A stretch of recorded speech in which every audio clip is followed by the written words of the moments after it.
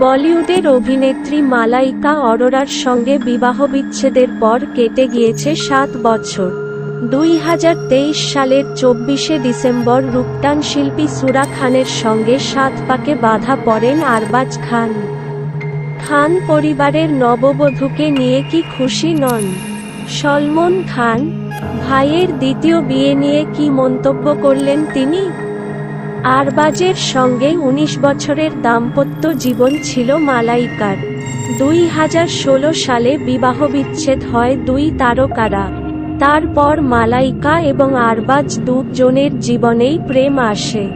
বলি অভিনেতা অর্জুন কপুরের সঙ্গে বহু বছরের সম্পর্ক মালাইকার, কিন্তু বিয়ে নিয়ে এখনো কিছু প্রকাশ্যে জানাননি দুজনই। তবে সুরার সঙ্গে সম্পর্কে জড়ানোর পর দেরি করেননি আরবাজ।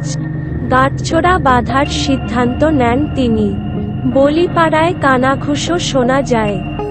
মালাইকার সঙ্গে আরবাজের সম্পর্কে চির ধরার নেপথ্যে রয়েছেন সলমন খান। খান পরিবারের অন্য সদস্যরাও নাকি মালাইকাকে তেমন পছন্দ করতেন না। তবে কি খান পরিবারের নববধূকেও মনে ধরেনি খান পরিবারের? সম্প্রতি বিগ বস রিয়ালিটি শোয়ের 17তম সিজনের চূড়ান্ত পর্বে কি সেই ইঙ্গিতই দিলেন সলমন? বিগ বস এর 17তম সিজনের চূড়ান্ত পর্বে শোয়ের সঞ্চালক সলমনের সঙ্গে উপস্থিত ছিলেন অভিনেতার দুই ভাই আরবাজ এবং সোহেল খান। তিন ভাইয়ের সঙ্গে মঞ্চে ঘোষগল্প জুড়েছিলেন কৌতুক শিল্পী ভারতী সিংহ।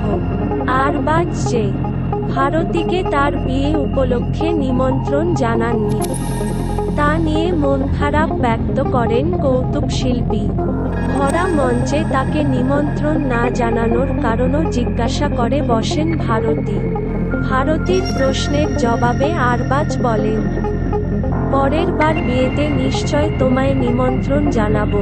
মজার ছলে উত্তর দিলেও অভিনেতার কথার ভাঁজে কি অন্য কিছু লুকোনো ছিল? আরবাজের দ্বিতীয় বিয়ে নিয়ে তিনি কি ভাবছেন তা নিয়ে সলমনকে প্রশ্ন করেন ভারতী। সলমন যেন আধো আলো আধো অন্ধকারের মধ্যে তার জবাব দিলেন।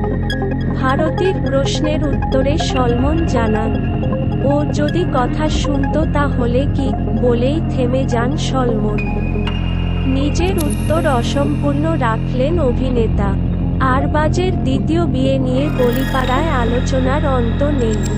সুরার সঙ্গে আরবাজের বয়সের পার্থক্য অনেক।